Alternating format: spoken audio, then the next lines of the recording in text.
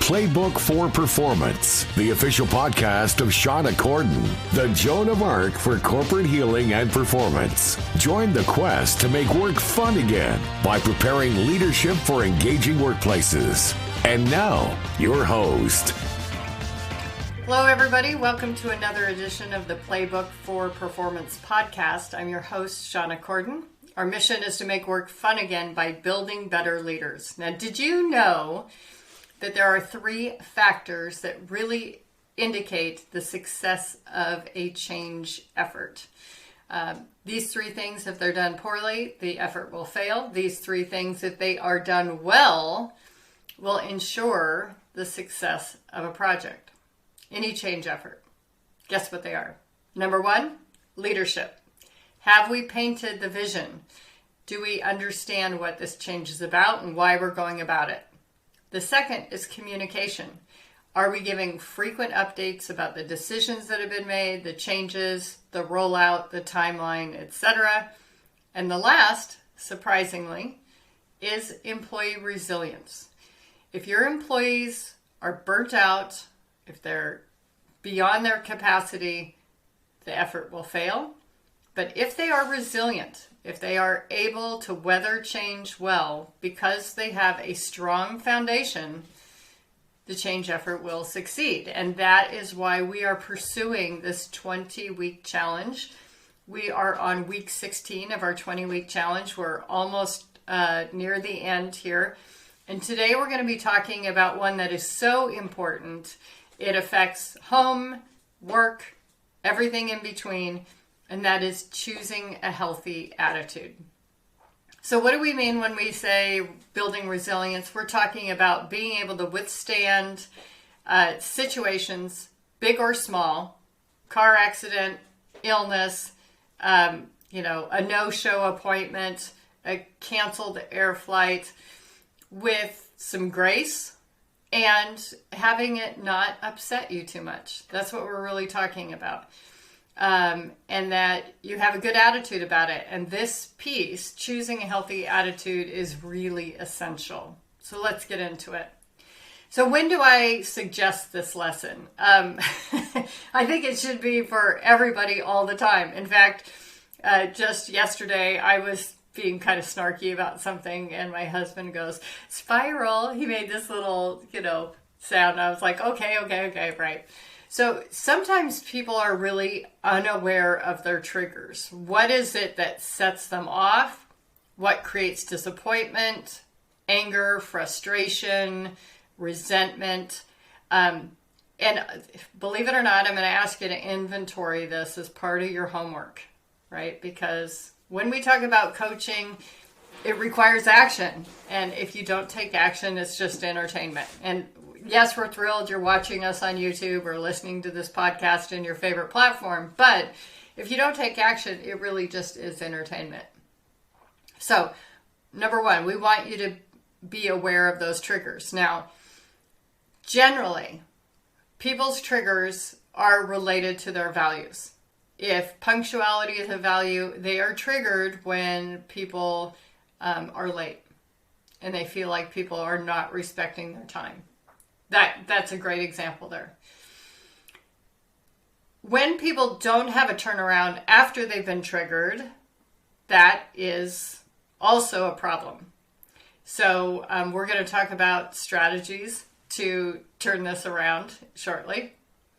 And then if they're easily thrown off balance, things are going well, things are going pleasant, a little thing happens, a speed bump, and, all of a sudden the sky is falling. If I hear those things from my clients, they say, let's take a detour here. Let's talk about choosing a healthy attitude. So some key points here. Happiness is a choice. I'm a big fan of Gretchen Rubin's work. She did the Happiness Project. She has a podcast several podcasts talking about happiness. But it really is a choice, and it requires practice. Believe it or not. Now, I will volunteer that I think in our society, there is an expectation, thanks to Facebook and Instagram, and probably other platforms, and situations that people feel they have to be happy all the time. They have to be having a good time all the time. And that's not life. We don't have highs and lows. Let me rephrase that. We don't have happiness if we don't have lows. And I'm not saying that they should be in equal portions, but we want to aim for steady with some peaks. And we want to have, the lows be relatively minor. And not to say that there won't be major situations that put us in a state of grief. Those things will happen, but we can always rely on gratitude to get us out of most of these situations, at least temporarily, and definitely in the long term. So we're not aiming for happiness. We're not aiming for, puppy-like symptoms. We are aiming for well-being, contentment, satisfaction. Those are the things that we're really aiming for. So when we look at this attitude, I'm not asking for you to be in this manic, cheerleader state. I'm asking you to be in this calm, pleasant, grateful, things are going smoothly. So some things we want to consider, like, how reactionary am I? Am I prone to mood swings? Am I prone to being easily disappointed? How quickly can I overcome a disappointment? Do I work at crafting my well-being? And what's my comfort level? Meaning, where's my thermostat set? If my comfort level is, 60 degrees, and I'm going to say that's a little bit chilly, then I may not be as satisfied or as grateful about pleasant things, because I'm just kind of skeptical, for lack of a better term. What are the things that influence my attitude? A lack of space, a lack of time, the general environment. Those are the big ones that I hear over and over again.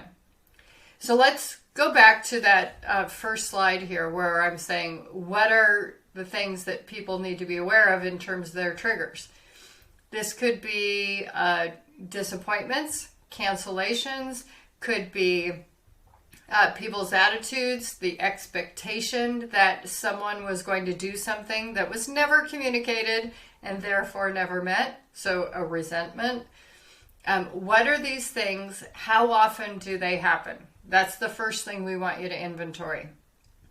The second thing is, what's your turnaround strategy? So, I think students in the past have really had a lot of fun with this. Because everybody carries their phone with them.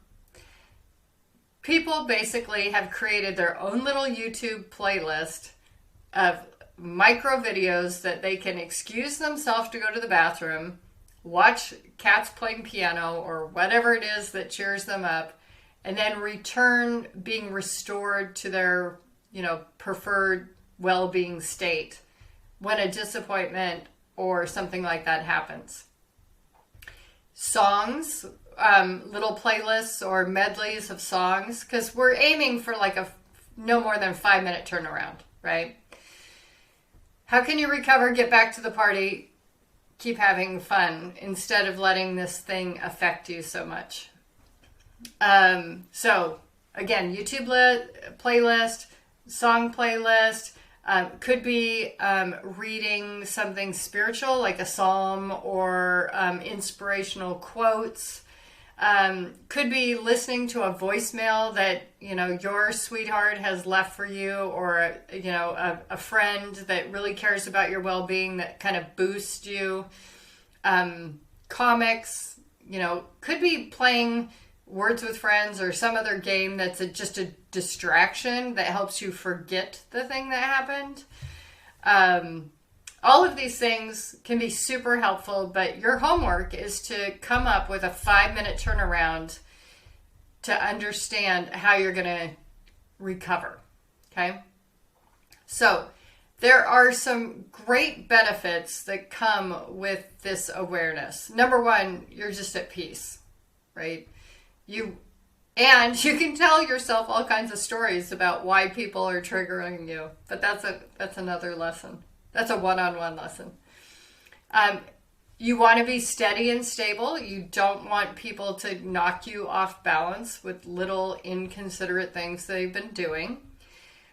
We do want you to have and be prepared with a strong awareness of situations you may encounter. The holidays are a huge issue for this. So we're coming up on, or I guess when we air this podcast, it'll just be past Ash Wednesday. But Easter will be 40 days plus around the corner, which is probably the next major event that people will have family dinners about. Because I hear this a ton at Thanksgiving and Christmas for sure. They know that this person will bring up these things, this person will do these things, this person will not show up at all and trigger you that way. So in general, we want to be anticipatory about the things that we might run into. Same thing with a job interview, same thing with traffic. If we can anticipate the things that might trigger us, we can have a plan on how to overcome those things. So just think about what's your inventory, who's it with, every time you're going to go into a meeting, what's their tendencies, how are they going to operate, what's going to push my button, and how am I going to right myself. Now sometimes just saying to yourself, I knew you were going to say that, is enough to recover, okay? Sometimes you do need to excuse yourself, into the bathroom, watch your cat video, come out, and there's no judgment, whatever it is. For me, it was a Tiger Woods Nike commercial where they were playing that song, Sunshine and Lollipops, and I just thought it was the most hilarious thing with the music and the situation, and so that was on my little YouTube playlist. That's been a long time. But, so what are your recovery methods? Sometimes it's sharing with someone, hey, I bet you, that so-and-so is going to say this or do this, etc. And that's enough. Then you give each other the eye, you move on, that's enough. So, of the lessons that we have gone through, we're really in this kind of what I call level 3 situation for your resilience. And this is one of the lessons I think that makes the most sense to spend quite a bit of time on. I double dip on this one when it comes to your investment, because if you can be prepared with those triggers and you can be prepared with your solutions, there's nothing that's going to faze you. And that's what we really want. We want to be at peace. We want to be stable. So don't forget, we've got the theme sheet at our site. We'll have it in the show notes. And don't forget, this workshop is available for your team. My new book, Me in the Middle, is Overcoming and Preventing Polarization in the Workplace. It's talking about what to do to prevent it, what behaviors really prevent it, how we make sure we have diversity of thought, diversity of opinion, diversity of ideas. That's what makes us rich. And if it's already at the point where you've separated, how to overcome that separation and get over that. And I'm there to help you out. Just send a note. You can send it to podcast@ShaunaCorden.com or Shauna@ShaunaCorden.com. Michelle will get me those notes. So thank you. Thanks for being here. We're so close to the end. We've just got 4 lessons left in the 20-week challenge. Don't forget to like and subscribe, and we will see you next week. Thank you for listening to Playbook for Performance. To learn more about Shauna Corden, her consulting programs and tools, please visit her website at ShaunaCorden.com and follow us on social media at Shauna Corden.